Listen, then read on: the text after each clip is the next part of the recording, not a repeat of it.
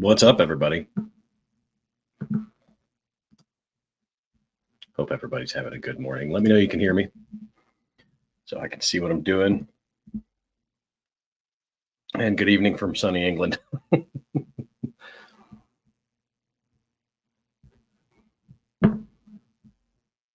Let's make sure we can hear me. Yep, looks like it. Awesome. What's going on, everybody? It's good to see everybody this morning. Thank you for stopping by again. Welcome to the second day of Rebellion, my course on how to stop people pleasing. Yesterday was a big day. Managed to get a lot more covered than I thought. Apparently I scared a few of you. So I want to get started today by talking about a couple of things. First, probably a decent recap of what we did yesterday wouldn't hurt. If you missed yesterday's call, remember that we will have all of those recordings available inside the course framework. You're still allowed to sign up for the course. It won't be live, of course, from yesterday, but it is still there. So let me put up that banner now, and we should be good.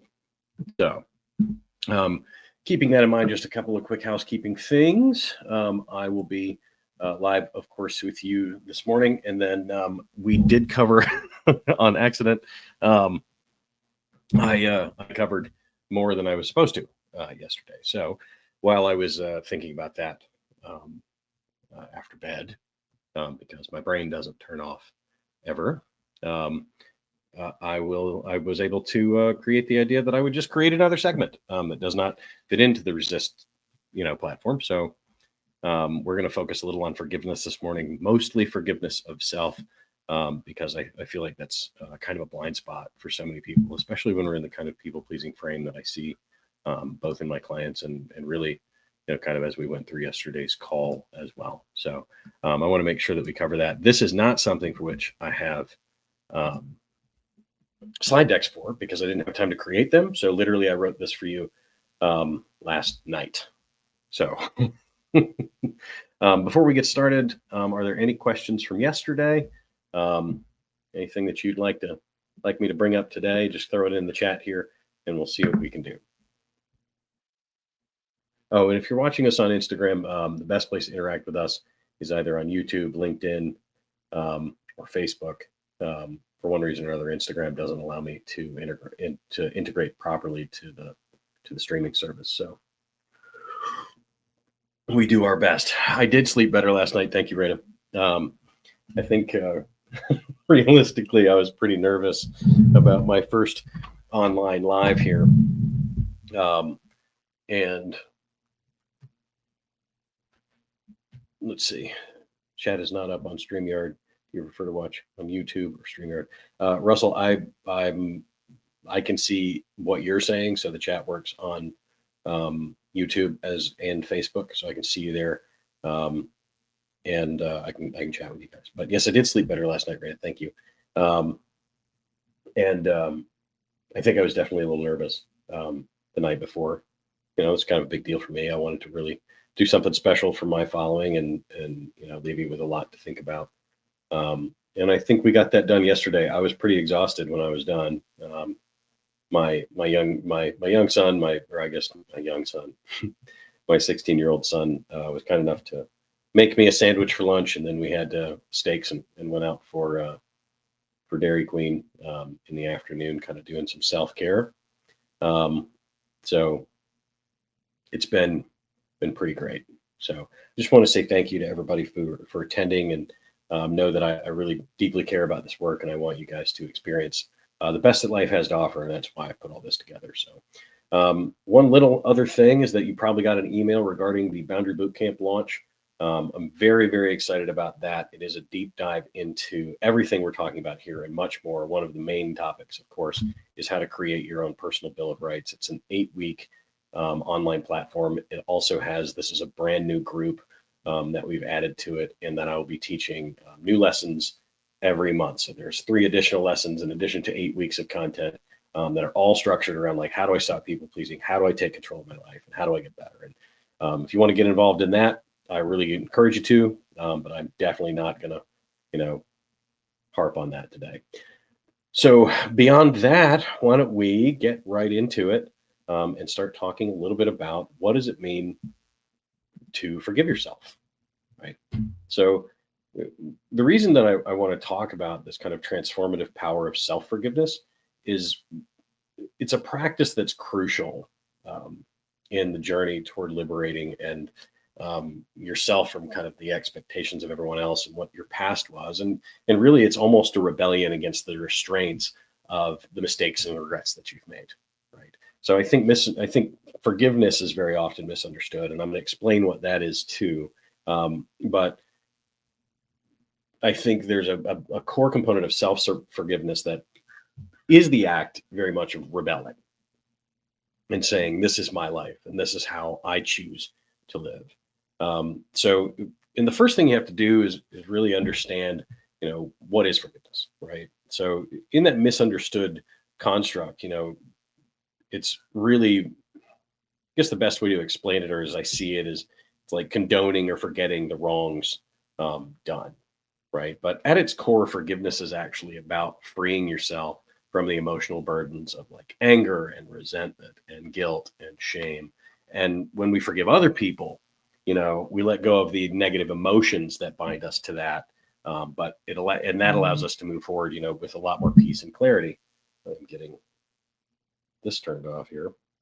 And that allows us to move forward with a lot more peace and clarity, right? So when we think of self forgiveness, we're playing in a different world, right? Because we're extending that same compassion and understanding and love, that we would offer to other people toward ourselves. And this is extraordinarily challenging for somebody who is in that kind of people pleaser friend, people pleaser frame of mind, because we know a lot of things about pleasers, right? One of which is that we struggle to ask for our own, for asking for what we want. We struggle to ask for help, but more often than not, we're terrible receivers, right? So we're awful at receiving help. We're awful at um, we're awful at giving to ourselves in the same ways that we give to others, which is kind of what makes this idea of self forgiveness so challenging in terms of just overall structure, right? But it's such a core component. And somebody said yesterday, they're like, well, how do I let go of my past if I'm going to move forward in a meaningful way? And I'm like, that really does ring true. And it's something that we have to make sure that we do, to make sure that we're all squared away, right? So when we think of forgiveness, right, the best way I can explain it is this, right? Like I could draw this. I'm going to try. Actually, no, I'm not. Fuck all that noise.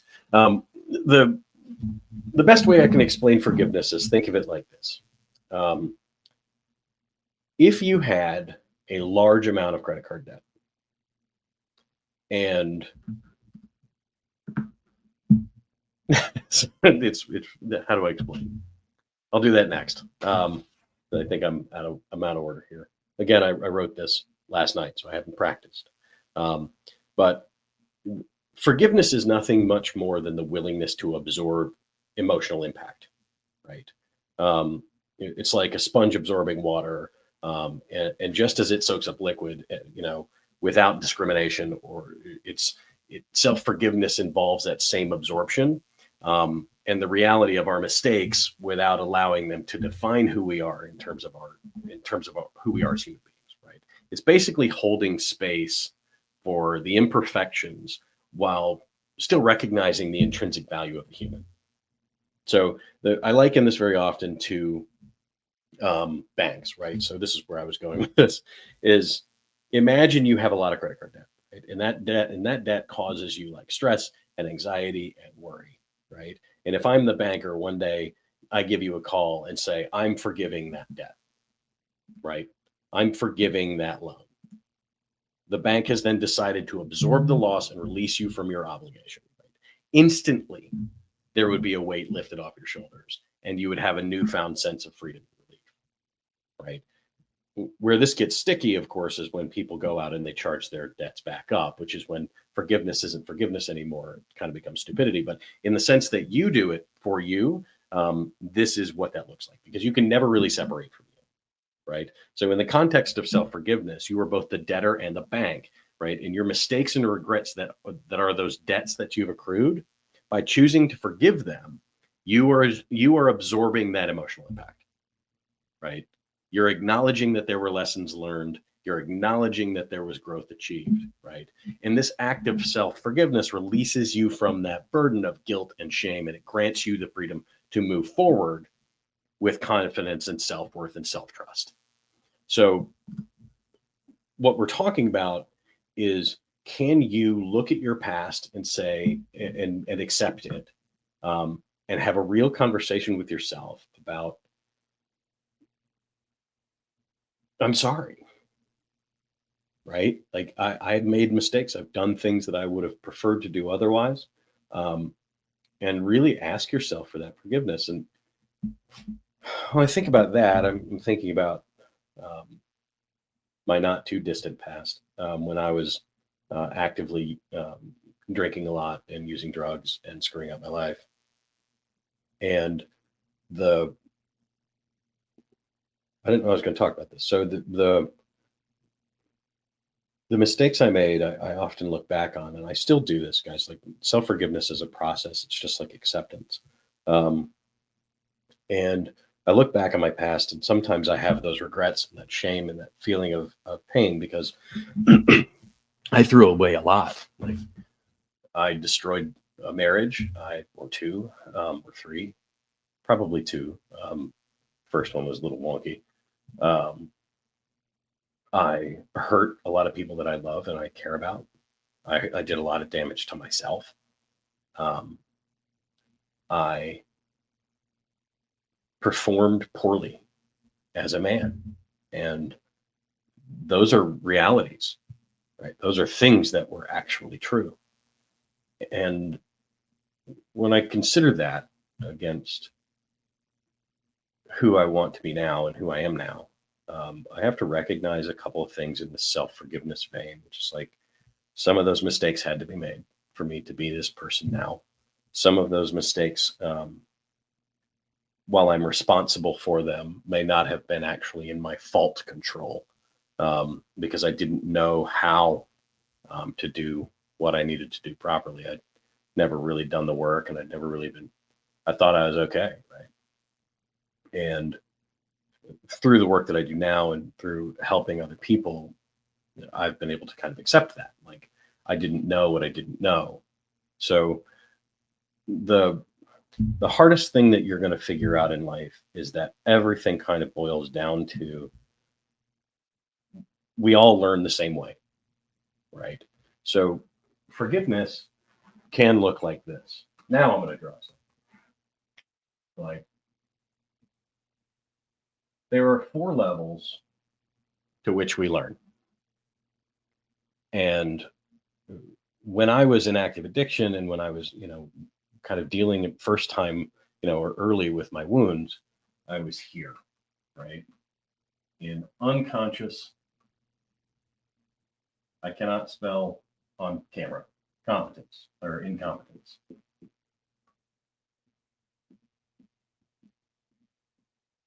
This section is where you don't know what you don't know, right? So here, anything could be possible in this, but this was trauma for me, right? And responses and people pleasing and addiction, right? I didn't know what I didn't know. And thinking through that and recognizing that who I wanted to be was going to have to be different. I don't think I knew that then. But there came a point where I was sitting at a bar, and I was miserable and I was sick, and I came to the realization that I had to make a change, right? And at that point, I became, this part sucks, by the way, I became consciously incompetent.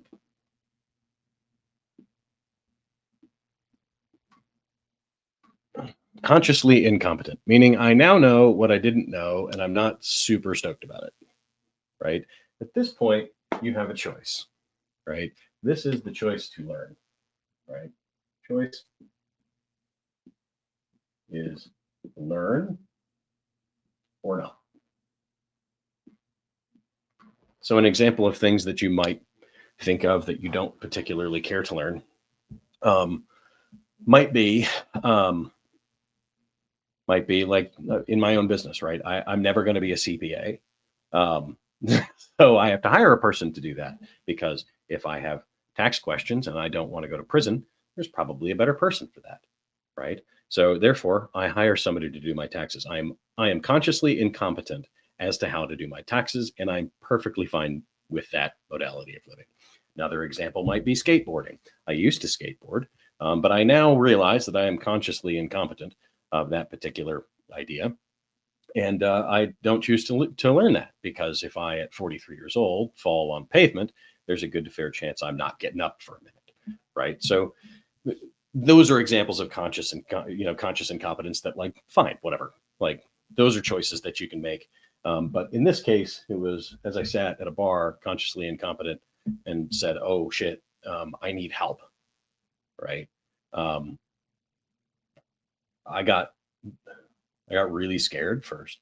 And then I got to a place where I was like, okay, what does that look like? And I was here for a while, right?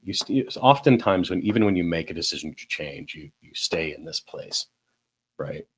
I see this a lot with people pleasers who try to sign up for my boot camps. I see this a lot with coaching clients where they know that they need the help, but they won't get it, right?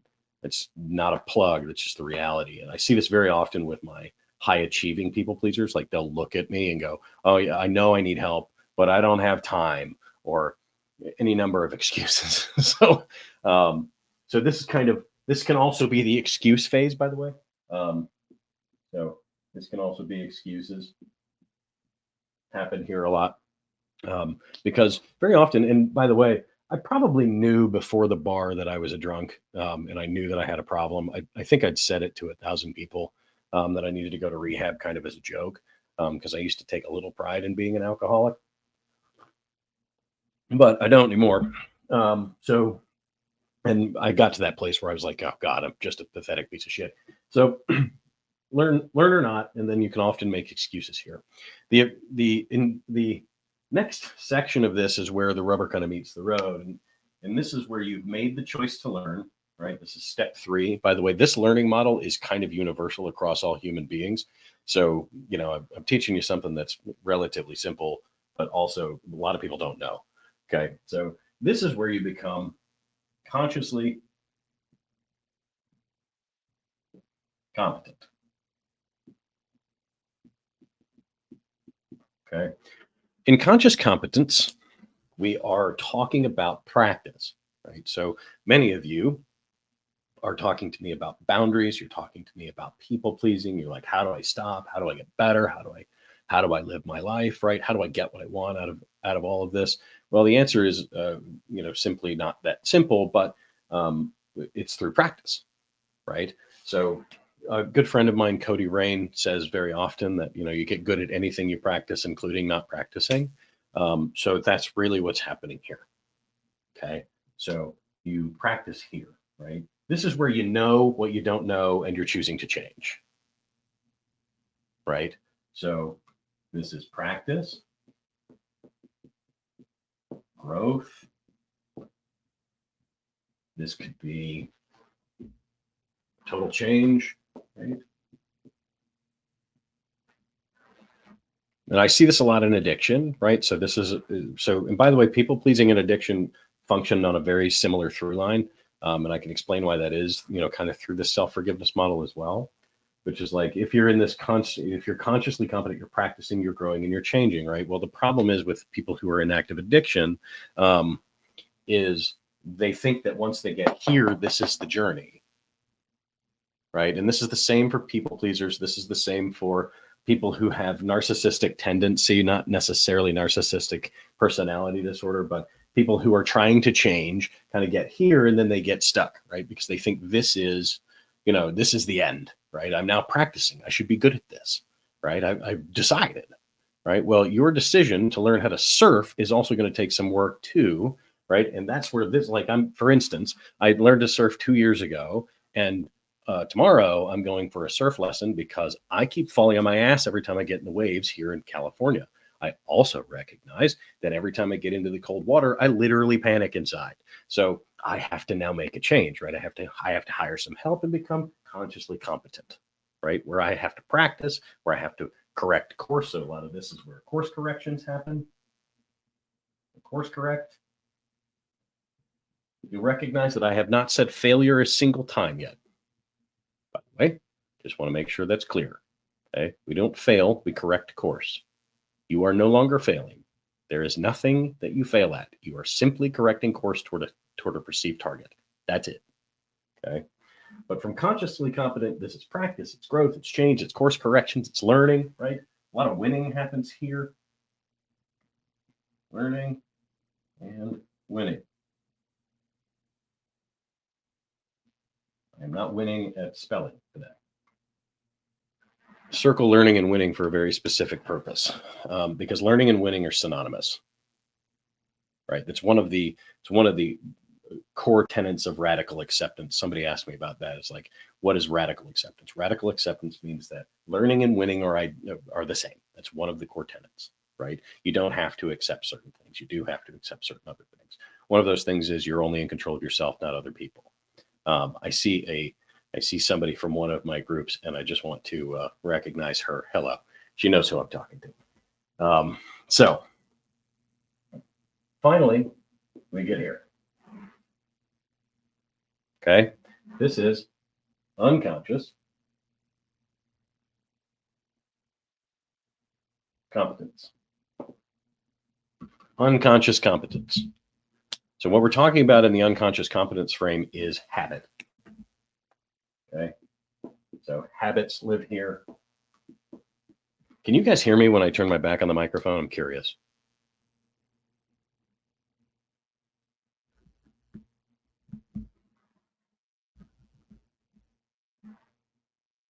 I'll find out when I turn around. Okay, good. So habits live here. This is where you become a natural, right? So oftentimes, if you're super good at a skill set, people will say you're lucky, right? Still with me? So habits, you're a natural, you're lucky. What people don't realize is you create this. Ugh, through my pen cap. So there's not much difference. That's good to know. Thank you, guys. So habits, natural, lucky. Unconscious competence is where you have mastered a skill set, right? You've done it, right? So the challenge, of course, is that you only think you're here. This is very true in people pleasing and addiction too. So remember that that through line is very much the same. Pleasing, addict. Maybe I'll talk about that briefly this morning, just because I'm on a roll, right? But pleasing versus addict. But one of the things you have to recognize, of course, is that when you're here in this unconscious competence phase, you're going to get a little cocky. Then you're going to unlearn some shit, and you're going to have to go back here. And you're going to do that with the most important things in your life for the rest of your life. Right?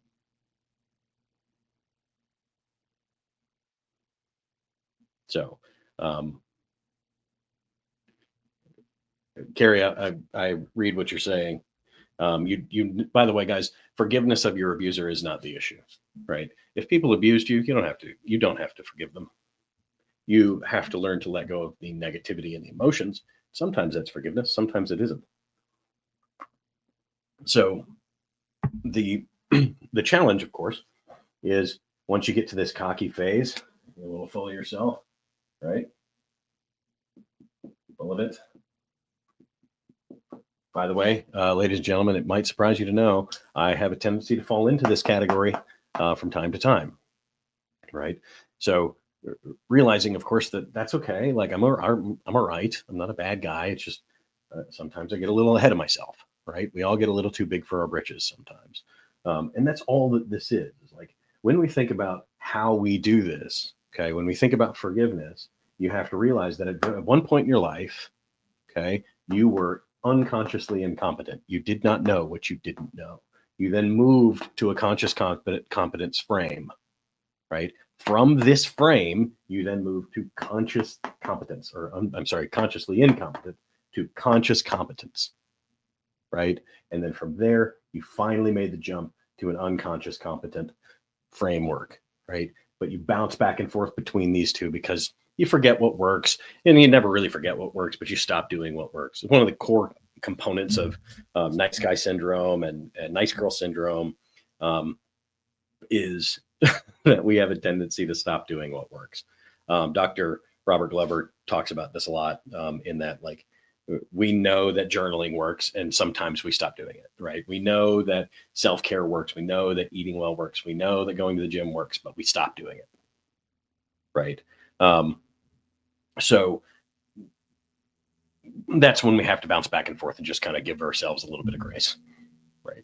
No big deal. It is what it is, but that's just the reality of it, right? So as we kind of think through this, I want you to start understanding that there are like ways to do this, right? So when I think of my own forgiveness journey, the first thing I had to learn was like how to acknowledge the mistake, right? So if you have a journal, guys, I don't have this written down for you yet, so like you're just going to have to work with me on this and probably just take some notes. But the first thing is you have to acknowledge the mistake, admit to yourself what went wrong, and take responsibility for the action. Right now, am I saying that you are to blame for abuses that you suffered? Absolutely not.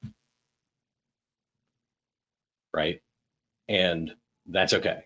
Right. You are not to blame for the abuses that you've suffered, but at the end of the day, they are your responsibility to heal.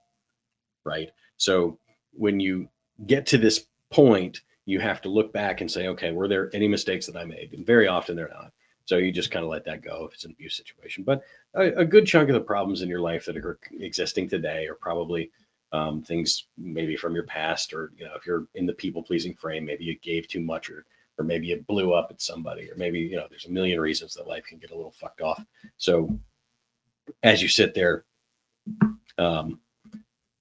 that's one of the challenges, right?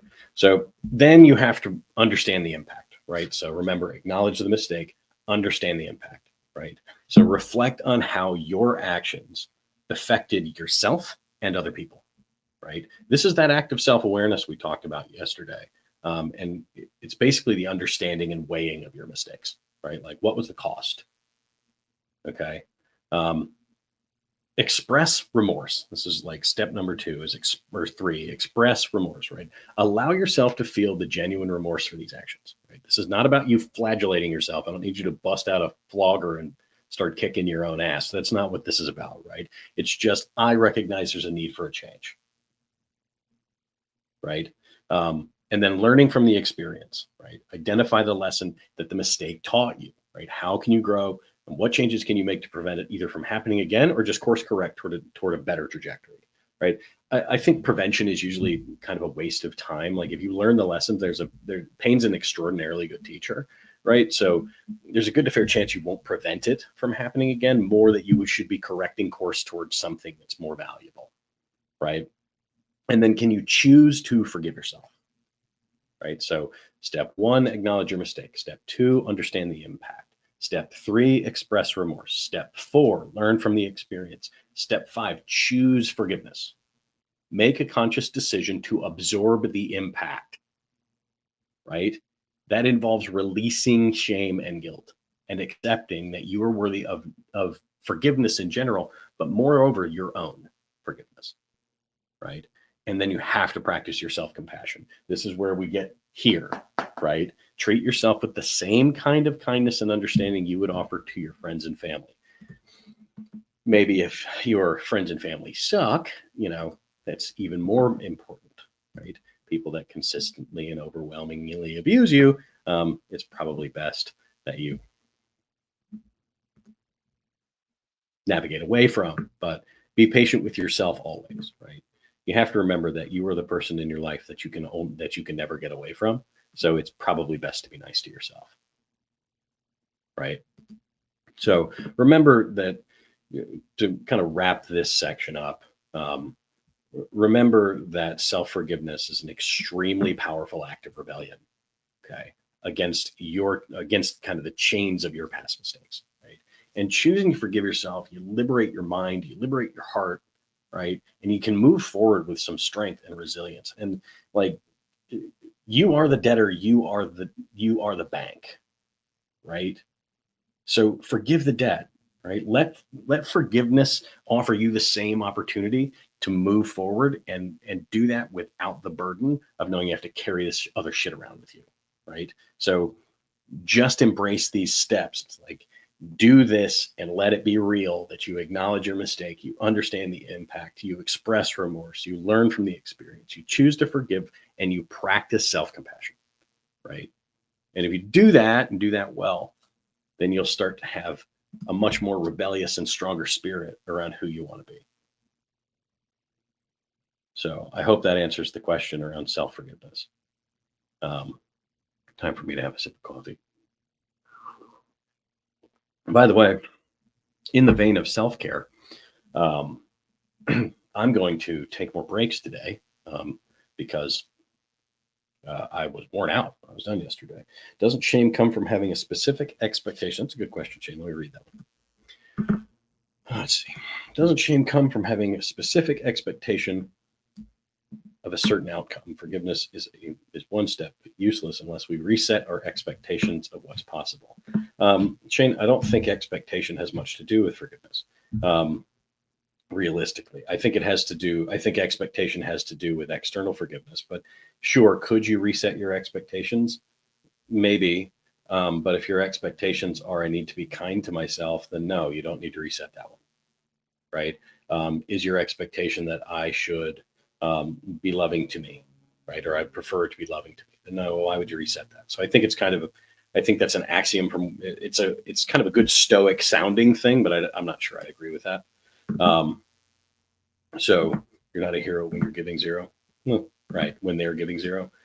Interesting point, right? One of the other things I say oftentimes, guys, is, remember when we're talking about your relationships, that if kicking your own, I'll bring that too, but when we're talking about relationships, blood is thicker than water, but it's not thicker than bullshit. So, and realistically, not everybody that you love is meant for you, right? And that's a really challenging thing for people to understand. Chris, I want to answer that question for sure. Do you think that people pleasing releases some endorphins that are feel good, so we become addicted to our drive to continual people please? You guys are not going to let me off the hook on this people pleasing addiction timeline, are you? All right, let's do this. I hope everybody enjoyed that. I'll try and have Morgan put that together for me in a kind of a cleaner way. I believe it's in the Boundary Bootcamp as well, but I wanted to explain it here. So. You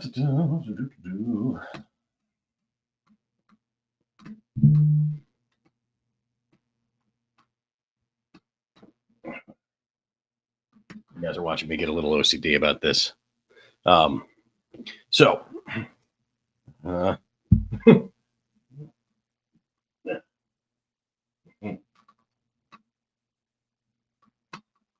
couldn't deal with it. Sorry about that. All right. Addiction versus people pleasing. All right. So, what are the core concepts? So, addiction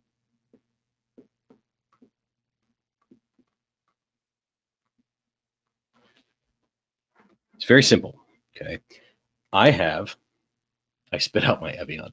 I love to hear that. Do what I can to make you laugh.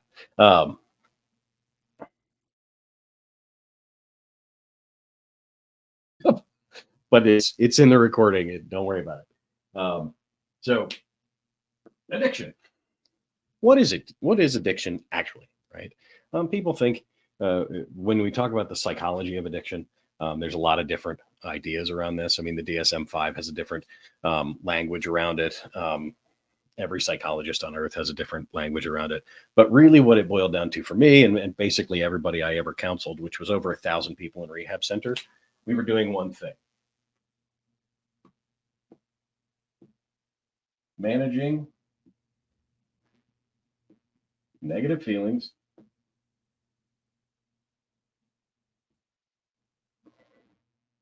or emotions and toxic shame.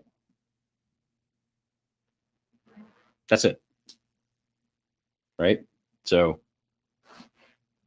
that is what addiction is. By the way, I'm sitting down, so all of my writing is going up and to the right. It is what it is. So that's it. Addiction is managing negative emotions and toxic shame. Hooray. What is people pleasing?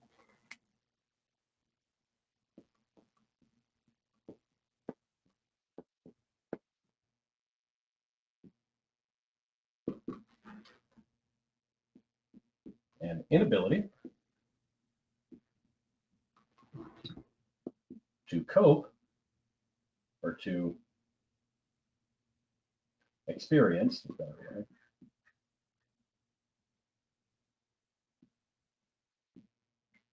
normal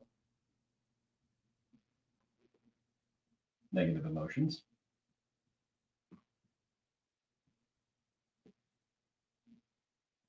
in other people.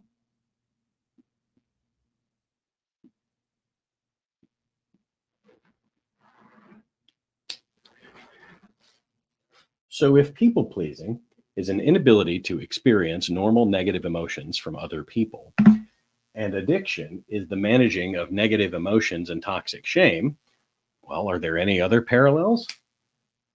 Literally everything a people pleaser does.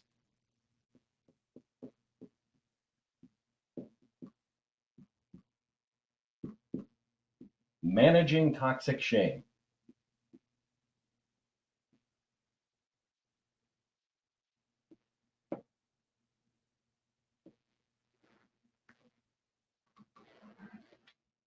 Okay, so what we're talking about is addiction, managing negative emotions and toxic shame. People pleasing is an inability to experience normal negative emotions in other people, and it's managing toxic shame. They are literally the same thing, right?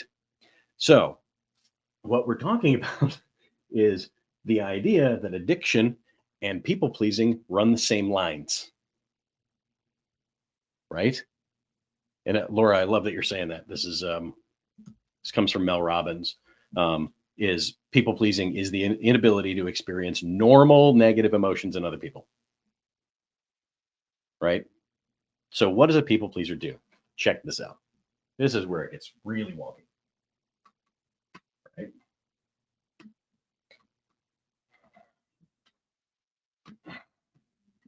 Ready? I'm going to walk you through the abuse timeline again. All right. Abuse timeline. We're going to use alcoholism and people pleasing, right? You decide one day that you're going to have, let's say you have two decisions to make. Number one, the one guy decides he's going to quit drinking, and the other one's going to decide to set boundaries. Here's how it's going to go if they don't get help and they don't help other people, right? So remember that all of the changes that you want to make in your life require community. That is, bar none, the most important thing I can tell you, right? Like, you can do it, and you can do it without me, but you're going to need other people. So, ready? Week 1. I'm going to quit drinking. I'm going to level up. Okay. Same thing with boundaries. And I'm going to do really, really well for the first week. It's going to be awesome, right? Let's see. Let's say this is drinking, and like I have no drinks, no drinks, no drinks, no drinks, no drinks, right? Really a great week, right? Let's say this is boundaries, right? I've communicated that I don't want to go to lunch. I've said no a few times. I've told my mom that like whatever thing it is she's doing is bothering me or whatever, right? You do the whole thing with boundaries for a week. Okay. Watch this. Week 2. You're going along at your new higher level, right? Right. Somebody calls you a mean name, or perhaps you say no to the wrong person and you get a negative feeling or whatever. In the addict world, this is usually what we call a trigger, right? And you have a dip. Okay. This dip, you then kind of kick your ass a little bit, right? You go, oh, shit, I screwed that up. Now I got to start over because that's a really healthy way of thinking. And then you recorrect to a higher level. Now, this is where this gets really sticky because this is where now you're going to the gym. And by the way, these parallels are very interesting because for the addict and the people pleaser, like this is where you both commit to self-care, right? Just wild commitment. And you crush it for an entire week, just really getting it done. Right? The problem is that level of self-correction, you see how we were here, now we've overcorrected, right? So this level of change is wildly unsustainable. So now we're here at that high level of change, right? And we're doing everything we can and we're setting boundaries and we're not drinking and something hits us. And because we're riding so hard on this particular horse, we end up falling off the map completely. Hooray, welcome to week 3. Okay. From here, we correct up to a lower level.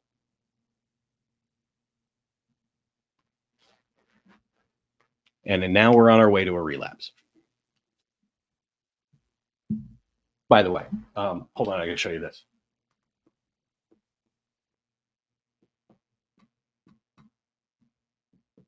Did that yesterday too. This is also the narcissistic abuse timeline.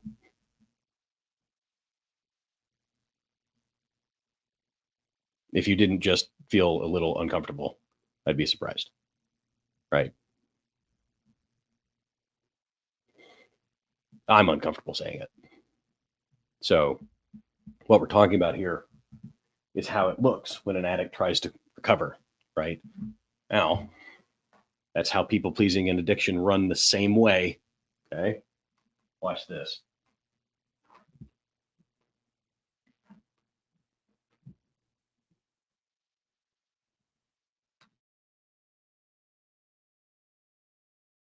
You pour alcohol on top of people pleasing, you get a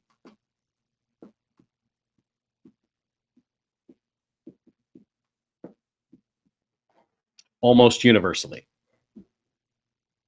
For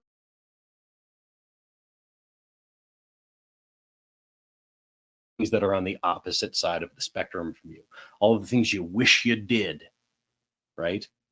Because we're focusing on this from a toxic frame, right? This is why the most important thing I've taught you in the last 2 days is this. People pleasing and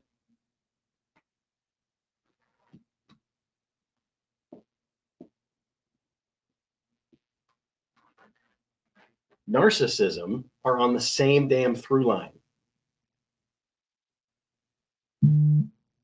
Okay.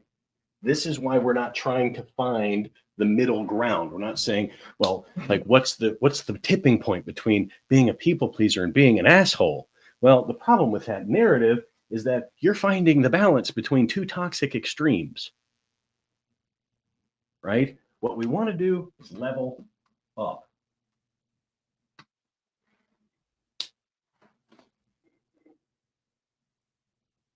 Most people don't ever figure this out.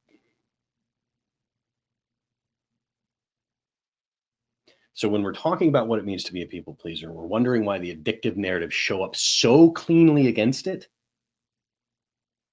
This is why.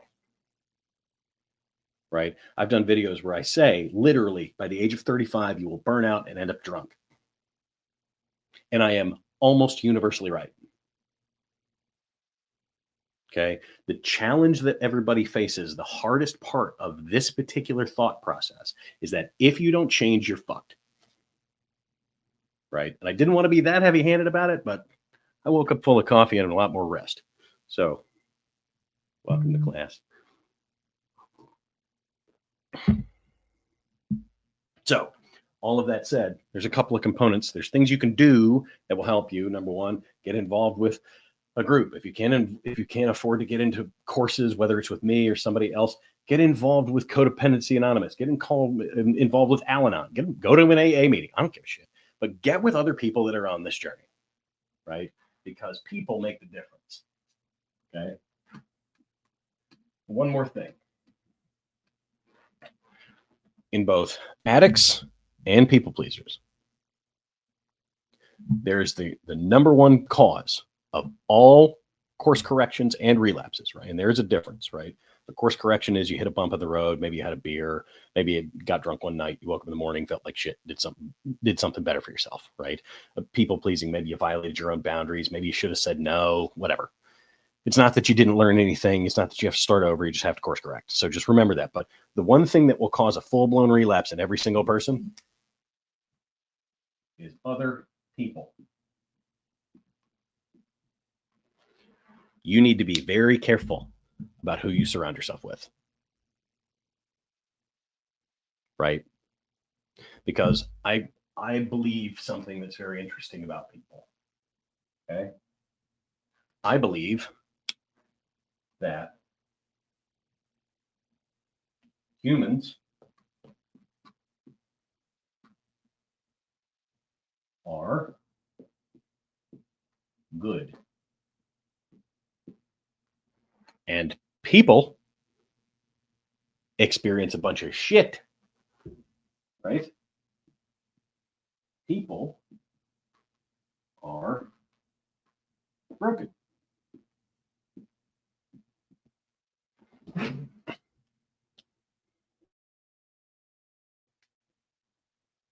Humans are good, people are broken, right? There's this old adage that hurt people hurt people. You know what? Everybody hurts people. I'm a good human and I hurt people. Right? So humans are good, people are broken. It's universal. By the way, to be somebody like Elon Musk, to be somebody like David Goggins, to be somebody like me, you have to be a little broken. Right? I don't have a fucking off switch. It's annoying. Right? So I'm always like this. I drive my friends and family insane. So when you think of this, humans are good, people are broken. Underneath the people framework is trauma and abuse and poor decisions and abusing other people. But humans, none of us are born pieces of shit, right? Not one single person is born a piece of shit, right? We don't, somebody once said to me, like, is narcissism a nature versus nurture event? I don't have an answer to that clinically because I'm not a clinical psychologist, but I would say that since narcissistic personality disorder can't really exist without traumatic event, I would say that's probably a nurture issue, right? Whereas sociopathy and psychopathy are both kind of, you're either born with it or you're not. But we're talking about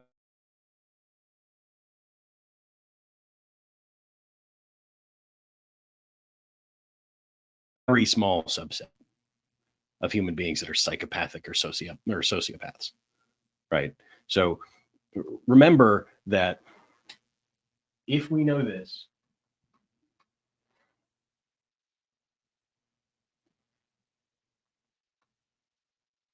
unconsciously competent,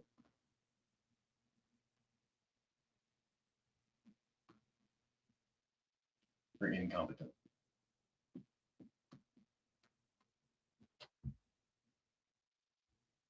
right? Oh, Kirsten, thank you for that. I was right. Ha ha! Right? Unconscious incompetent.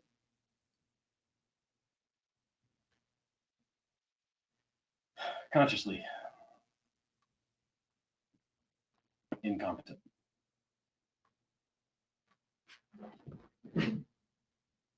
Conscious, competent, unconscious.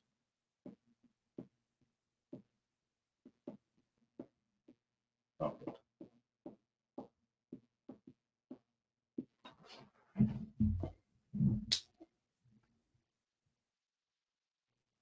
See how this all lines up? We are born knowing nothing. We either then realize we know nothing, then somebody teaches us something, and then we become unconsciously competent too. This goes for trauma. This goes for sexism. This goes for racism. This goes for happiness. This goes for boundaries. This goes for joy. This goes for pick a modality. We all learned it the same way, which means none of us are special. And there's a lot of freedom in that. So, bringing it all back, this is why forgiveness is so important, right? None of us were created in a vacuum, right? You didn't become a people pleaser in a vacuum, right? You didn't become a nice guy devoid of all human experience, right? What's real is that life taught you lessons and you created a modality of living. Now you see it. Now you've chosen to fix it. And the eventuality is you'll be done with that.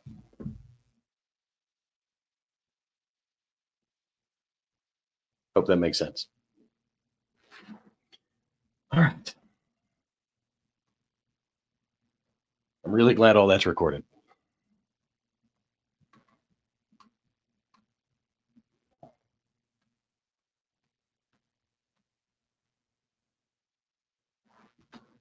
All right. Mm-hmm.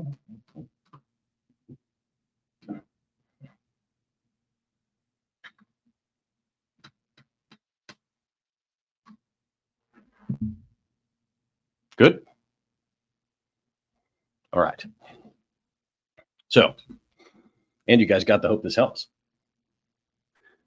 So, speaking of my own personal boundaries, I need to take a quick break because my throat hurts, and I'm gonna have some water. So let's call it 5 minutes. Write down what you took from this. I'd be very curious to see what comes of that. And I'll answer some questions when we come back, and then we'll dive into taking control, and then we'll kind of wrap it up. More than likely, it's going to be only 2 or 3 hours today because I covered so much yesterday, and we did such a good job blowing through that timeline. So hopefully, we'll be a little shorter today, and I can get out there and go for a long bike ride and enjoy the success of everything we're doing here. So I will be back.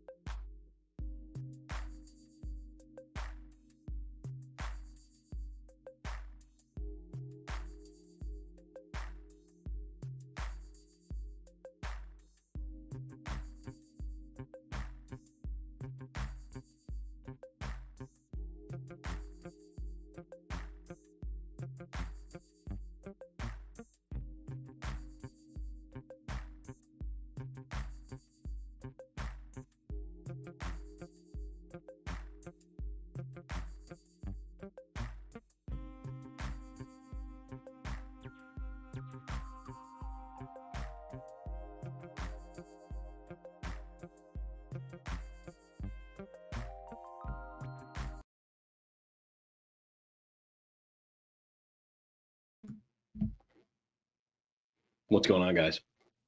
I have an assistant. Let's see. No. All right.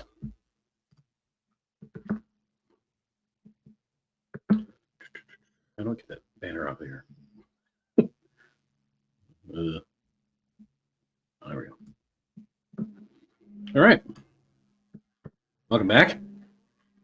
Get into the chat here. See what we got working.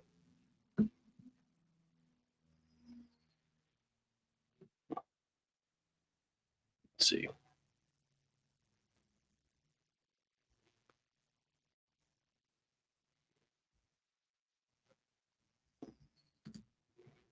Let Kirsten's thoughts there sit because I fully agree with it. By the way, some of my colleagues are clinical psychologists as well as psychiatrists, and many of them have helped me create this work. So, thank you to those folks. They know who they are. In working in addiction centers, I've come across quite a few folks that have helped me to do all of this. One of those is in the room. Welcome to Dr. Marty McCaslin, who has shown up to play with us again today. Dr. Margie's also my mom, so she's helped me a lot. So, all right, getting into it.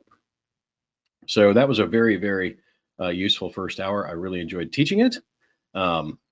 If you're just joining us, I was able to, in the last hour, go through kind of the forgiveness metrics and what does it look like to forgive yourself. And then secondarily, kind of exposing the balance between people pleasing and addiction and how it shows up in relapses on both frames. And then to delineate the 4 learning levels and how those things show up throughout our lifetimes, right? So learning level 1 being, of course, humans are good. We're born good and we're okay. And then we become people where, we don't know what we have experienced and therefore become, unconsciously competent to a lot of ideas and thoughts and traumas, and then conscious competence. And then, we practice and then we create habits, right? So it was very cool. I actually enjoyed teaching that. I haven't done that one in a while. So thank you everybody for playing along. All right. So now we're gonna jump into how do you take control? That's probably the main reason that every single person is on these calls with me is they want to start trying to gain some semblance of control over their own lives. And my hope is to help you accomplish that. So here we go. Oh, that's not the one I wanted. Hang on. Hold, please. There it is. Okay. So our final section in the people-pleasing, how to stop people-pleasing idea is taking control. Can you guys see me okay, or let me know?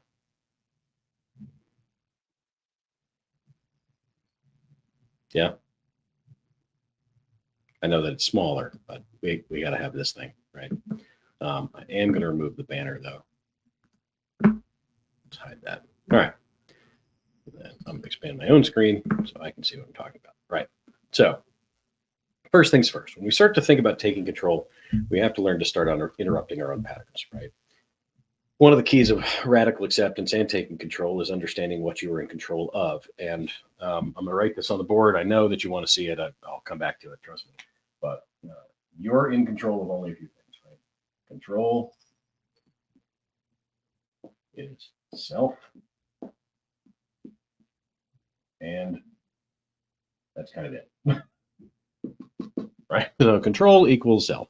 Right. And even very often you're not even in control of that. So you're not in control of a lot, right? Which means that failure is really not a part of the program. It's not really a part of the program, right? Because as long as you're learning, right, there's only data points that teach us more about who we are and what we don't want, right? And getting off course is very normal, right? So in the book Psycho-Cybernetics, Maxwell Maltz talks, extensively about the idea of like, how do you correct course and what does it mean to assess a situation, right? So he likens humans in this way, or people, I guess humans, because I believe humans are good, but he likes humans, or likens humans to um, ballistic missiles, or guided missiles more appropriately, which is um, missiles don't actually aim at anything, right? They aim away from what they're not supposed to hit. And that's very often what we have to do as people. Is like we start to get off course and we go, oh shit, I'm about to hit, a tree. So then we got to correct course, and we do that along the way. And when you recognize that there is really only course correction, that nothing is really bad or good, it's only just a subscription to what you believe, and that again, not for nothing that you've lived through 100% of your bad days. It becomes very okay to just check in with yourself, and kind of go about your days in the idea of like, okay, am I on target? Am I in my integrity? Am I in the flow of what I want to be in my life? Right. So it's one of the things I do, kind of twice a day is I ask myself, how am I showing up? Am I aligned with how I want to show up? Right. It's a big deal. It's like, are you aligned with how you want to show up? Okay. Is it in my alignment with my goals and who I want to be as well? Is another question. Right? So once you ask those, then you can figure out, your course corrections over a long enough period of time. It's like, don't shoot on yourself. That's my assistant Morgan, who wrote that. Don't shoot on yourself.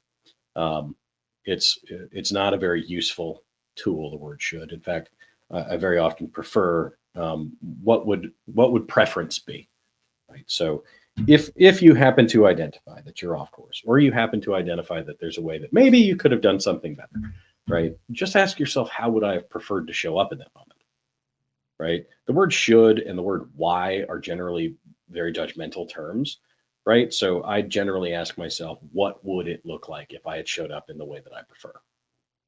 Right? It's a longer question, and it generally begets a longer answer, right? So recently I've had some struggles with some people, and one of the things I noticed was I had a tendency to I started to get a little heated because I had overgiven in terms of my I really had overgiven in terms of my forgiveness and my patience in this regard. And one of the things that I do when I do that is I get a little resentful and I get very angry. And it took me a day or two to really decompress it and be like, okay, like, how did I get off course here? And I actually recognized in my own self that in that patience that I had exhibited, that I had almost, and maybe not even almost, maybe fully self-sabotaged in what I was trying to accomplish. So could I then spend the next 4 days kicking my own ass and doing any number of awful things that I used to do, which would, I'd go out and drink over it, or or I'd engage in some other nefarious behaviors, or yell at my mom. Is there a couple of hundred ways I could do that wrong? Sure. But because I've been course correcting so long, again, going back to the conscious competence model, I've become kind of unconscious in my ability to say, okay, what does it look like if I reacted this a different way? And what I did was I released myself from the results, right? That's what I came to. It's like, if one of the things that is kind of another axiom inside of this also, this is probably both a little bit of stoicism and a little bit of radical acceptance, is and very much Buddhism, which is suffering almost always equals attachment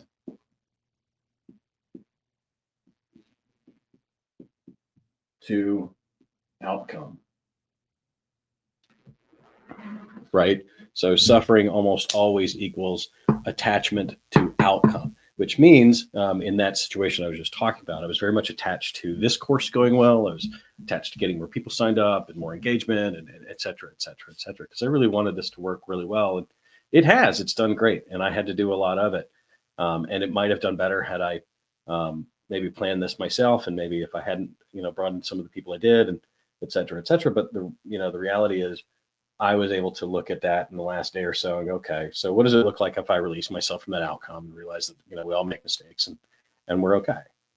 right? And then I created that new course of action, right? Which again was not around what I should have done. It's around what I prefer now, right? So remember, should is reverse looking. That's where shame and should, have the same two first letters. If you're looking behind you, you're very often going to be in the shame world. And if you're looking ahead of you, you're going to be in the preference, right? How do I prefer to show up? Because we can't very often impact the results of our decisions, but we can very often impact how we show up, right? So this is kind of the difference. One of the things I want to talk about in control is also goal setting. It's not within the framework of the cards, I don't think, here. In fact, I know it's not. So one of the more important frameworks, in fact, I'm out of cards, so I'm just going to go with what I want, right? So there you go. Suffering equals attachment to outcome. So when we think about goals, almost nobody sets goals properly because we're taught through social media and through, camera got blurry. There we go. We're taught through social media, and we're taught by all the gurus that our goal should be $1 million, or our goal should be, I don't know, pick some stupid metric that we're all supposed to hit. I should have a Ferrari and 100 girlfriends, and I should live in a mansion and whatever, right? If I listen to the Tates anyway, it depends on which guru you tend to follow. So the challenge, of course, is that those kinds of goals are, for all practical purposes, fucking stupid. So when we think about, another one, by the way, going back to course correction, plot twist, when I screw up and I'm in a live workshop, like if I do something that is kind of off script, I'll just go, how fascinating. And that's how I handle it. Right. Change happens, screw ups happen. It is what it is. Right. How about getting out of bed and choosing to be happy each day? That's a good one. I like that one. So here's how we set our goals. Okay. Check this out. I've never done this before. So this is no.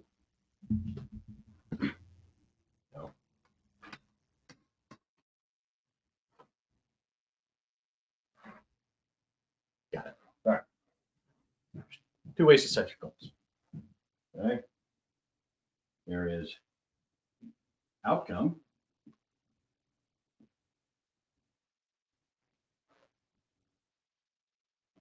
We call this a lagging measure.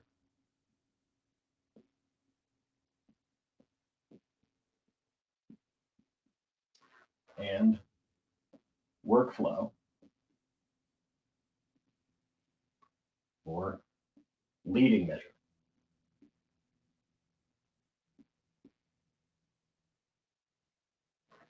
So the reason this is important is most people set their goals on outcome-based thinking or the lagging measures, when what they need to set their goals on are the workflow and the leading measures, right? So lagging measures are $1 million in your bank account. Okay. They are a new car. They are, what other weird things can we put in here? Not weird, but normal. You're buying a house.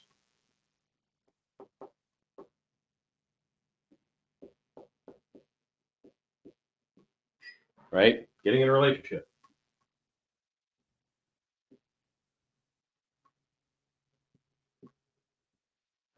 Whatever it is, right? Is moving out. Good one. Okay.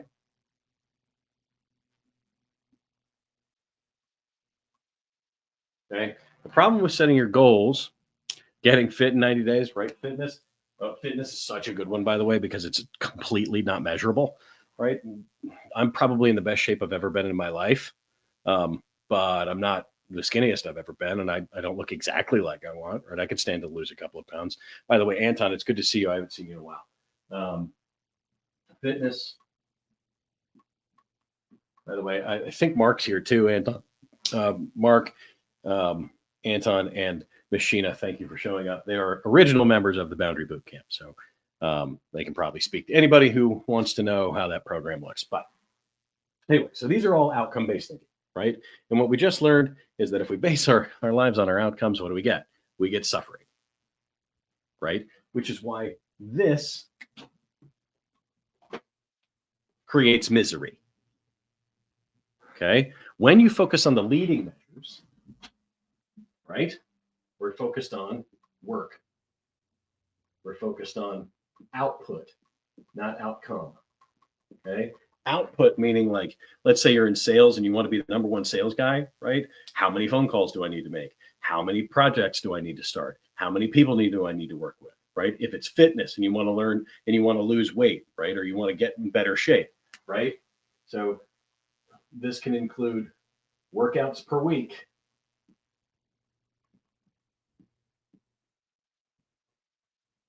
This can include macro tracking. I'm not a food guy, so forgive me, but whatever. I'm going to do what I do. Macro tracking or calories, whatever. Mike Pridgeon, if you're on this thing right now, you're going to be laughing at me. So if you don't know Mike of Mike Needs a Plan, he's going to be joining me in the Boundary Bootcamp as well. Got a really cool thing coming with him. So this could be sales calls. Could be how many times did you go bowling with your friends? If it's like, I want to make more friends, right? Right? Friends activities. If you want to go on, if you want to find a great relationship, how many people did you ask out, right? Asking people out.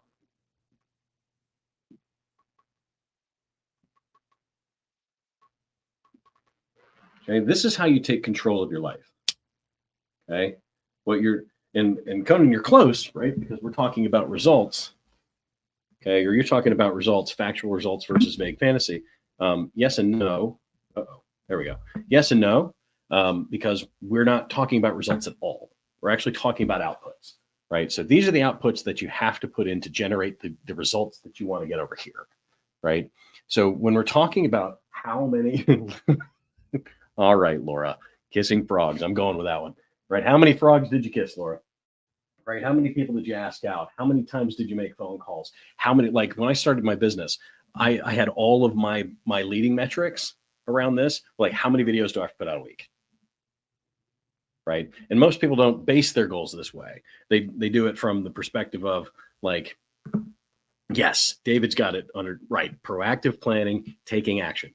These are action-based thought, right? These are outcome-based thinking, right? These are action items. These are thinking items. Like, you're shooting toward this, you want to go to this place, right? But these are the activities that you set the goals on, right? These you can correct course on, right? This may or may not happen. It didn't matter. If I made 3 to 5 videos a day, every day for 6 months back in 2021, and one didn't hit, it would have all been for nothing. Or maybe not, right? Maybe it would have hit a little later. Maybe it would have hit bigger if it hit later, right? It's all subjective when we're talking about result, right? So when you do this, you end up suffering. When you do this, you end up in control, right? If I want to increase my sales by 20%, do I track my progress in the no? If you want to, so this is great. I love sales for this, right? So is it both A and B? If I want to increase sales by 20%, do I track my progress in the number of calls I make? Yes, right? Because the number of sales calls you make is going to be directly proportionate to your income, right? The number of times you go to the gym is going to be directly proportionate to your personal fitness, right? The number of times that you track your calories is going to directly result in whether or not you lose weight, right? The number of friends you hang out with is going to directly impact how many friends you have, right? All of these aren't trackable very often. These are, right? So when I think of how do I set my life up, I can execute on action, but I can't execute on outcome, right? Also, if you're in outcome-based thinking, all too often, you're going to make yourself miserable and you're going to sabotage yourself, right? So I'm going through this presently because I have a book that I'm writing, and I'm really afraid to put it out. And when it's done, I'm going to be shitting myself for 3 months while I wait for it to go to publishing. I'm going to be dying inside. because I really want it to sell a lot. Like I don't want to, no, you don't write a book hoping nobody will read it, right? So my hope is that it will do really well, right? But because I am attached to that outcome, I am suffering a little bit, unfortunately, right? So are you always going to be completely integrated and zen and never attached to outcome? The answer is unequivocally 100% no, right? I don't even think Buddha got that enlightened, right? This is all a journey, right? It's all fear. It's all expression of who you are, right? I was an outcome-based thinker for years, and it led me into drug addiction. It's true. But when I realized that I was out of control of this, everything got better, right? When I released control, right? In the world of addiction, like AA and the rooms of anonymity, so to speak, um, they they say that God grant me the serenity to accept the things I cannot change and the courage to change the things I can, and the wisdom no difference. It's all great. Like I get all that. They do have one thing that I disagree with, right? I do not believe in life on life's terms, right? What I believe is that I'm going to do everything in my power to be where I want to be and living the life that is in line with who I am, right? And that has nothing to do with any of this. This is what ultimately control looks like, right? Is letting go of these things that are outside of my scope of control and focusing only on the outputs that I can control, right? Am I hiring the right people? Am I letting go of the right people? Am I loving the right people? Am I giving myself to the right people, et cetera, et cetera, et cetera, right? And as I do that, I'm going to have to course correct and I'm going to fail and I'm going to learn and that's all going to be fine, right? Because at the end of the day, if you realize that you're going to be okay, like there has never been a moment in your life where you didn't turn out okay, or you wouldn't be here. You'd be dead, right? So let's just make that a whole thing. You are going to be okay.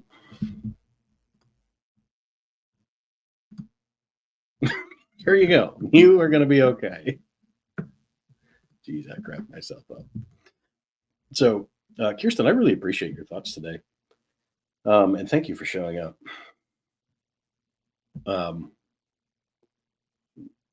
The challenge that you'll face in understanding outcome and understanding who you want to be is this.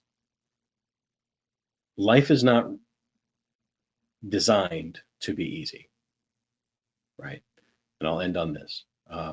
Scott Peck wrote a book. It was the number one best-selling self-help book of all time. And it was called The Road Less Traveled. If you're a psychologist in the room, I'm almost certain you read it. And Scott Peck begins this book by saying life is hard. And he's not wrong. And it's through the acceptance of that that you get to experience joy. Because everything that you love will eventually be taken from you. And there's nothing you can do about it. Because whether or not you are on the planet is almost exclusively not up to you. You could get hit by a bus. You could be eaten by a shark. It's only on my mind because I'm going surfing tomorrow. Any number of things could happen to you, right? But when you realize that you are completely out of control of almost everything, including yourself for the most part, then the only thing you really have control over is your decisions and how you show up. So the question you have to ask yourself is, am I going to show up as a loving, caring human to myself and other people? Or am I going to let all of the shit in my past define who I am? And I hope you choose the former.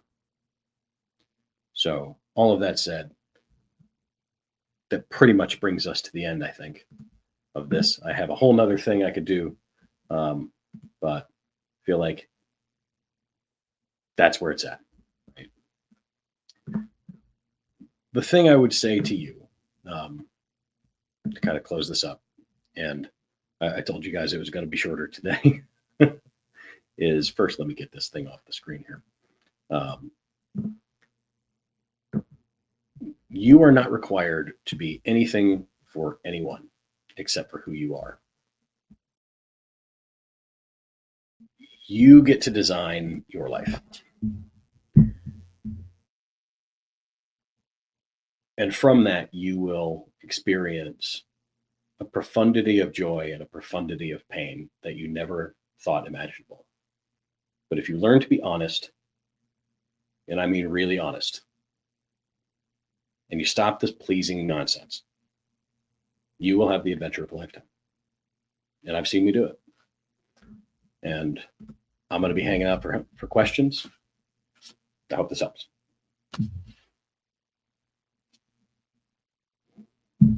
People pleasing codependency. Okay, Kirsten, you're the psychologist girl. What you talking about? All right, so let's talk about it. People pleasing codependency. This is very much an opinion of mine. I find people pleasers make great codependents because, especially in the nice guy, we have a tendency to recreate. We have a tendency to recreate the patterns that we saw in childhood in our own interpersonal relationships, specifically with romantic partners. Dr. Margie can probably attest to this, and has probably seen. I mean, I saw it in every rehab center I worked in, and with all the addicts as well. Like codependency and addiction go hand in hand. People pleasing and addiction go hand in hand because they're both, kind of reliant on externals for validation, and. You're also a people pleaser psychologist, so we're calling you Dr. Kirsten. But my opinion on it is that I think they're kind of almost identical modalities. I don't know if that makes sense. I feel like that, I feel like codependence, like there's two kind of varieties of toxicity in that, in my opinion. So one of those is like when a codependent meets a codependent, it can get real dark. And then when a codependent meets a narcissist, it can get really, really dark. I feel like codependents really like codependence better. But then very often one of them has to take control. And that's also very often, I find that it's very often if like two codependents get together, it's very often the woman that ends up in control because the nice guy has this idea that he's supposed to his life is kind of built around the idea of gaining the validation of the feminine, and it just creates havoc in everybody's lives. I'd love to know your thoughts on that, Kirsten. A great book on this, by the way, that was really helpful for me. I can probably write all my books down here and put them in a thing, but let's see, Boundary Bootcamp. I'm gonna do that one. So Boundary Bootcamp's enrolling. So Amanda asked this question: will YouTube videos stay up? Yes, the YouTube videos will stay up, and if you're on the list for the course, you'll actually be able to jump into. You'll be able to jump into the course itself. And go from there, right? So you'll actually have access to all the videos, all the slide presentations, etc. So, Kirsten, I actually kind of agree with this. I agree with that because I think not all codependents are people pleasers, or I'm sorry, not all people pleasers are codependent, but it's like most codependents are people pleasers. So it's like and that's very often because people pleasers in my estimation anyway have they're very good at compartmentalization. So where there'll be a people pleaser to everybody, but they're maybe not in their relationship, or there'll be a people pleaser in their relationships and their personal life, but not at work because they separate that as they got to be professional, and the professional isn't a pleaser. It's just this compartmentalized kind of way of being. That's really funny. It was true in my life for sure, although I just kind of turned into a total disaster after all. And now I'm all better, right? But Kirsten, really great questions. Thank you so much.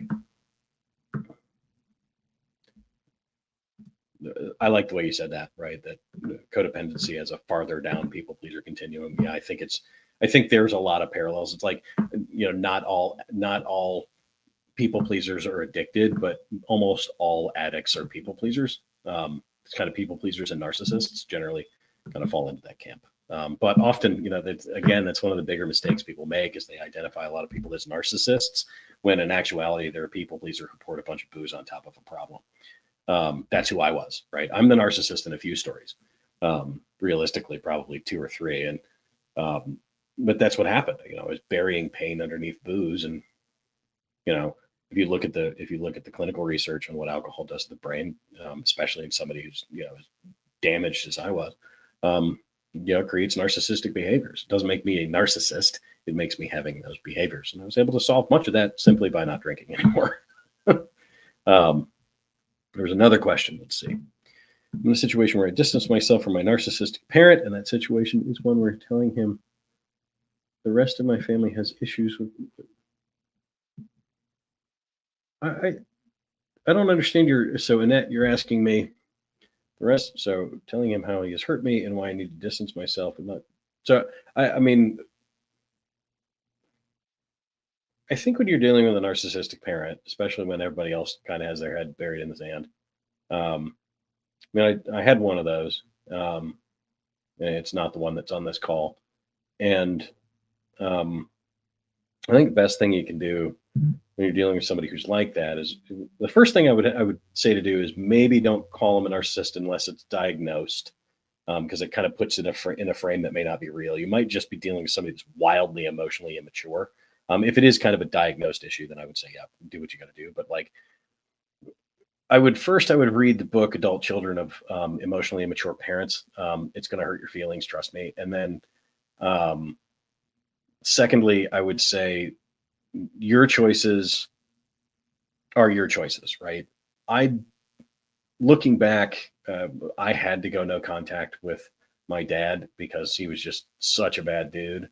But I know a lot of people that have done that and kind of have acquiesced and turned the volume up a little bit, right? So I think people don't realize that there's settings.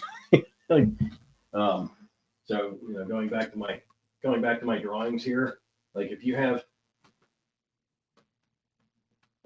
hang on, let me do this. So if you have no contact, or you have full contact, no contact, right? One of the things about boundaries that we talk so much about is you have to be able to, in here is where you define your boundaries.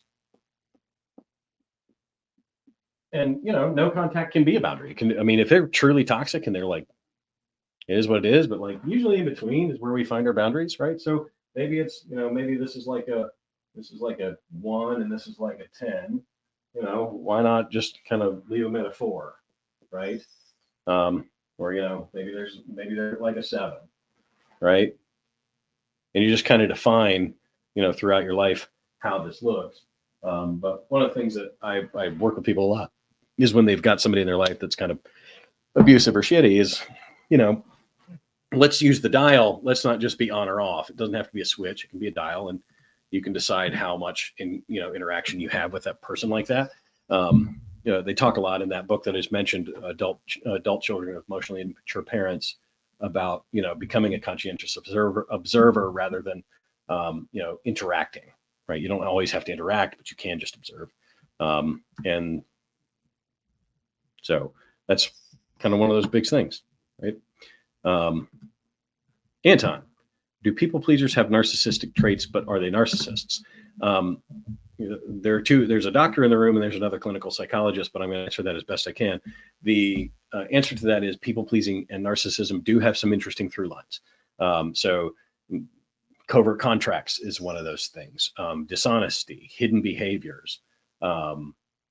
Very often in men, people pleasers, which we call nice guys and nice girls, in fact, or kind of the outset of, or the kind of the outlier in the people pleaser frame. Very often we see sexual dysfunction like cheating, infidelity, porn addiction, So very often we see addictions in both sides. Like narcissists have a tendency to get addicted. The people pleasers have a tendency to get addicted. So yes, they're on a very similar through line, if not an identical through line. They're kind of polar opposites of the same extreme. So, or of they're the extreme opposites on a toxic through line. So yeah, there can be some overlap, but it doesn't mean you are a narcissist, right? Narcissistic personality disorder requires a diagnosis by a clinical psychologist, and usually more than one. So, not everybody, by the way, not everybody who treats you like shit is a narcissist. Sometimes they're just dicks. It's like we need to stop using that word in kind of that way. But this is a good question. Is codependency particular to an individual? I've been in codependent relationships 3 times. Probably not. Like I used to be highly codependent. So let's see. Very interested in emotional regulation very interested in emotional regulation as well as the right level of boundaries to set with others to preserve. Okay, so there is no right level of boundaries to set with others. Okay, boundaries are about you. They are not about other people. Okay, so keeping in mind that, so we don't set our boundaries with others. So your boundaries are a delineator between what you will accept and what you will not accept, what you will tolerate and not tolerate. Your boundaries are there to keep people in your life. I would suggest, Tommy, you go back to my videos from yesterday. That's probably a better place to start than this, or hop into my boundary boot camp. It starts a week from Monday, and it's going to be awesome. So we'll be covering all of that in there as well. Let's see. Kirsten, thank you for that. I don't talk a lot about my background. I think it muddies up the waters in some ways. I also kind of enjoy the comments where people tell me that I don't know what trauma looks like, because anybody who knows me knows I do. Narcissism is a healthy part. Let's see. Yeah, that's correct. Most children are narcissistic. In fact, all children are narcissistic. And we slowly grow out of that. I know my 17-year-old is growing out of that because he made me a sandwich when he heard that I was hungry yesterday. And that's one of those loving moments that somebody can do for you. And I've talked about it all day yesterday too, because it was just such a cool thing to have experience, right? So your codependent personality is disorder. Yep. That's Kirsten. Robin's calling someone else a narcissism. Let's see. There's a lot of questions in here, guys. I'm trying to find them.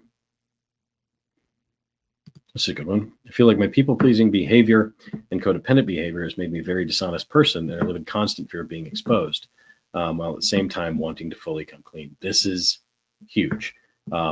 People-pleasing and codependency are very, very, very often wildly dishonest ways of living. Be shit on, like, what? I'll say it right now. People-pleasing and dishonesty are the same word, right? If you want to stop people-pleasing, start being honest, period. Like, that is the truth. And nobody really wants to accept it when I say it online, and I get my brains kicked in every time. The video usually goes viral because everybody's pissed off at me. But every time I say it, somebody gets pissed off. Because here's the deal. Saying yes when you mean to say no, it's dishonest. Conflict avoidance, dishonest. Never having an opinion, dishonest. Not standing up for yourself, dishonest.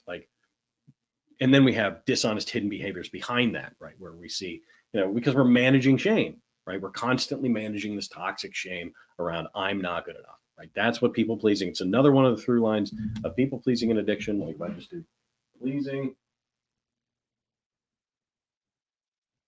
and addiction. Not good enough.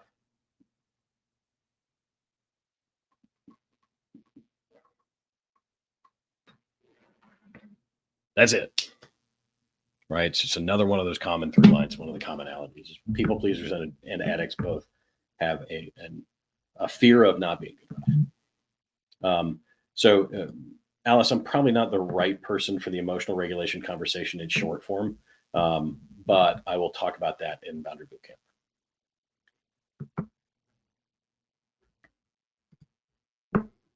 Doing work, I have a therapist, reading, yoga, not drinking. My question is, how do I start forgiving some shit I did, letting go of the shame? Okay. Let's go back to the process we discussed earlier, right?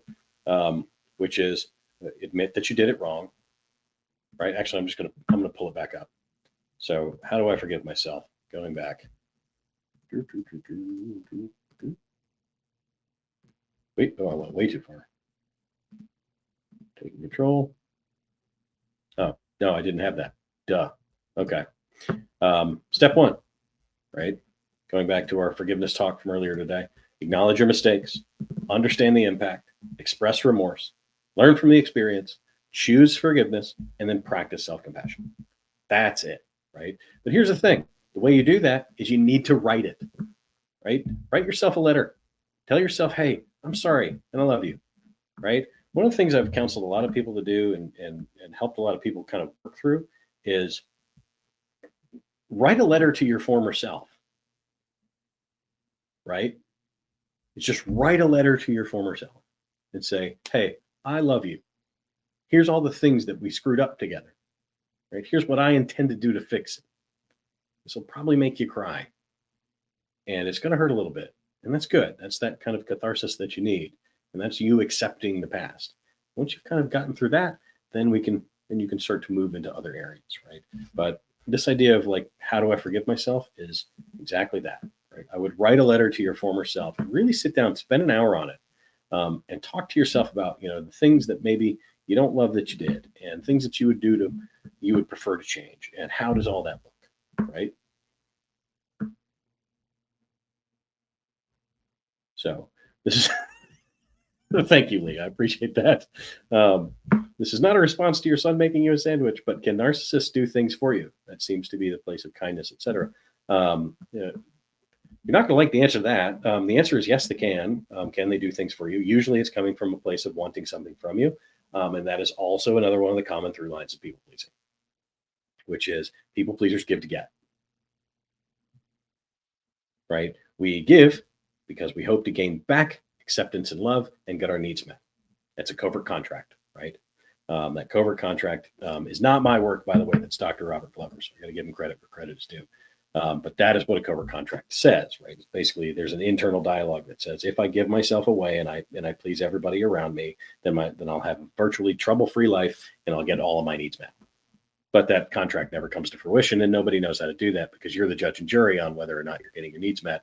So unless you're meeting your own needs, then we're kind of on that same through line. Part of going through life before, let's see.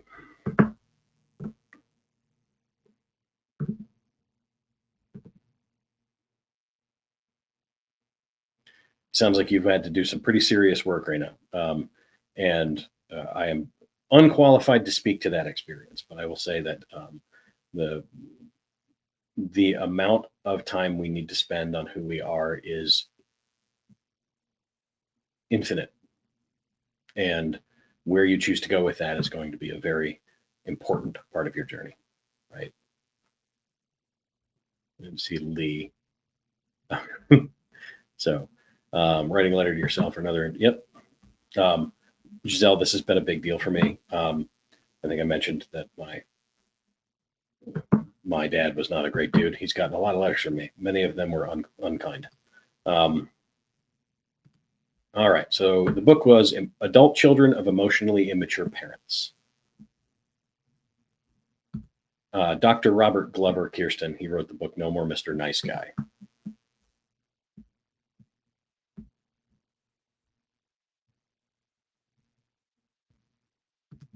This is also true.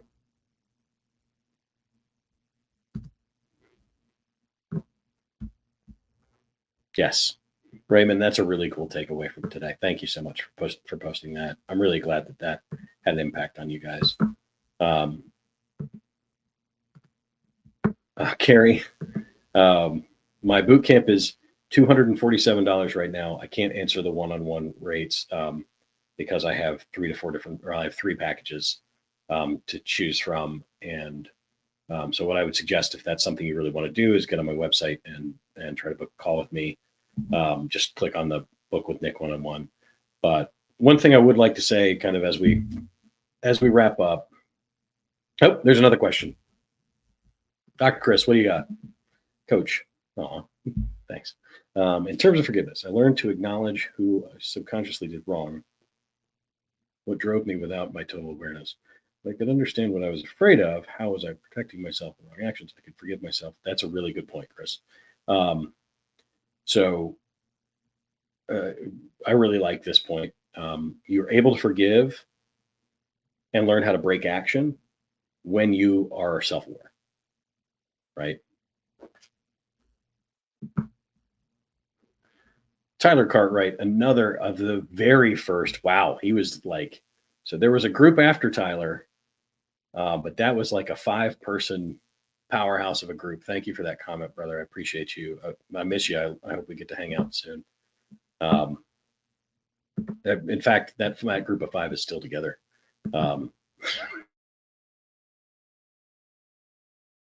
Yes, I did.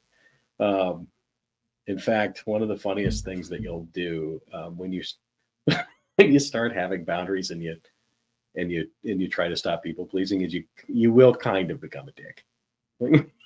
If you don't do it right, you're gonna kind of become a shithead. Which is why I suggest like get into the boundary boot camp, have some fun with the group. It's all interactive. We play a lot. Like the calls are very different than this. In that I actually do them on Zoom and like I'll interact with you and we're gonna laugh and I answer questions and like I try to make that much different than this. It's just not the forum for it, but no, I would say that yeah, you will overcorrect if you don't have somebody working with you or at least somebody to hold you accountable, right? Learn to ask questions, learn to have fun. Life is about experiences and I hope you guys have more of them, right? Oh, I don't know how to say your last name or your first name without screwing it up. So I'm just going to say Sweden. You're welcome. Thank you for coming.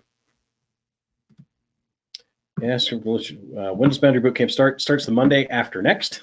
So not this coming Monday, but the Monday after. It's $247. It's going to be at 10 a.m.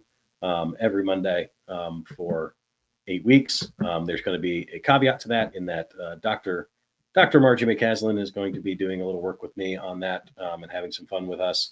And then Mike Pridgeon of Mike Needs a Plan is also going to be joining that. And I may also bring in some other special guests if I can get my paws on them. They know who they are to talk about maybe entrepreneurship and business and how does that impact your people pleasing. This is going to be a big deal. And I really built this one different. So I'm pretty excited about it. And the group, so you get 90 days access for free to the Boundary Bootcamp group, which is going to be the home for all of these courses going forward. And it's going to be incredible. So I really hope that you guys join us. I really believe that this has been a powerful experience for me and to teach this way has been a real blessing to me. So I really hope that you guys take this learning and you go do something with it. And I really look forward to seeing many of you. And I hope this isn't the end of your journey. I hope you just keep going, whether it's with me or with another coach or with other people, whether it's free or paid or however you do it. You are destined to be wildly successful. And I'm deeply proud of everybody here. So, damn it. Thank you. We'll see you on the next round.